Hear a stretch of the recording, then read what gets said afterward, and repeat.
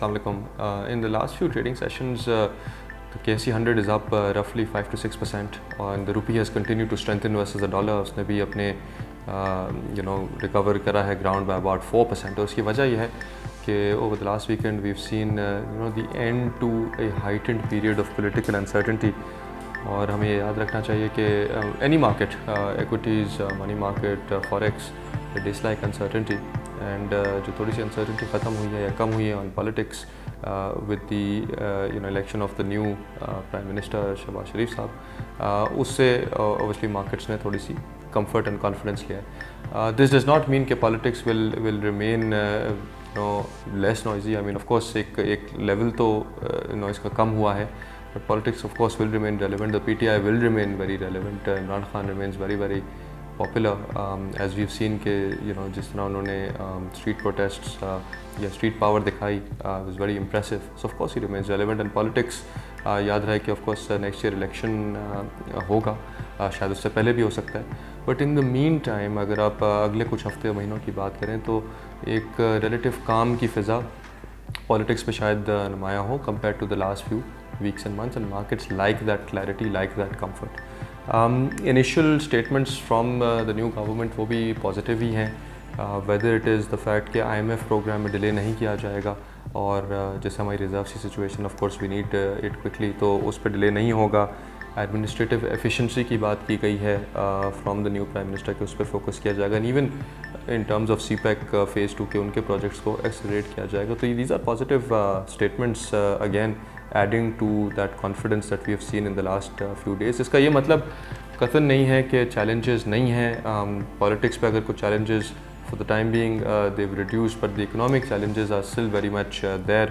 जहाँ तक inflation की बात है, of course next few months will be difficult. Commodity prices remain elevated और foreign exchange reserves भी हमारे बड़ी तेज़ी से plummet करे हैं.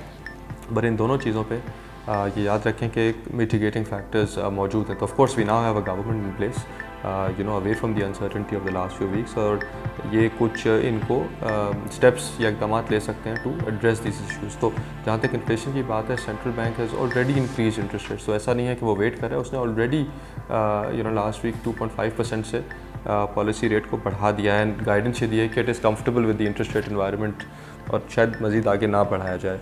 और दूसरी बात, जहाँ तक एफएक्स रिजर्व्स की बात है, तो जैसे मैंने कहा कि आईएमएफ प्रोग्राम में तवक्को है कि जल्दी हम वापस उसको रिज्यूम कर लेंगे, ट्रांचेस आ जाएंगी. दैट भी बेनिफिशियल फॉर रिजर्व्स, और इट इज़ एक्सपेक्टेड कि कुछ फ्रेंडली कंट्रीज़ भी हमें ब्रिज फाइनेंसिंग प्रोवाइड कर सकती हैं in the near term.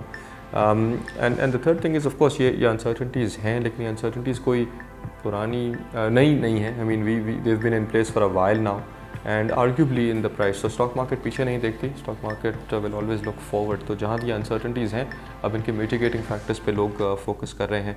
And why do I से it's in the price? Simply because अगर आप बहुत सारे वैल्यूएशन मेट्रिक्स को देखें तो पिछले 10 साल के मुकाबले में the stock market is cheaper by 30 to 40%. ये कोई छोटा नंबर नहीं है. अगर नियर टर्म में market has to go towards the long term mean या लॉन्ग टर्म एवरेजेस, और मीन रिट्रेसमेंट एक सर्टनली एक चीज़ होती है, तो देयर इज सिग्निफिकेंट अपसाइड. तो that is why we have seen के markets have done well in the first few days of this week, and it is expected कि नियर टर्म में ये रैली कंटिन्यू कर सकती है. How do you benefit from this rally? I mean of course in the last few videos and the last few recommendations we've been saying कि देखें जरूरी uncertainty है तो defensive sectors पे focus करना चाहिए, but we feel कि अगर वो uncertainty की फ़िज़ा थोड़ी हटी है and a little bit of clarity has come in, then the cyclicals and the high beta names start to outperform. और ऐसा ही हुआ है. अगर आप पिछले कुछ ट्रेडिंग सेशंस पे देखें, so it's not the banks and the fertilizers and the oil names that have outperformed, it's actually the cements and the steels and to an extent even the autos. ये high beta, high risk cyclical sectors होते हैं, do well when the economic outlook has turned for the better. तो what we suggest is कि अगर जहाँ अगर आप पहले 50-50 थे towards defensive sectors and cyclical sectors, now you can tilt your portfolio more towards cyclical, so 60-40 or 70-30 in favor of cyclicals. In the near term, we expect the rally to continue.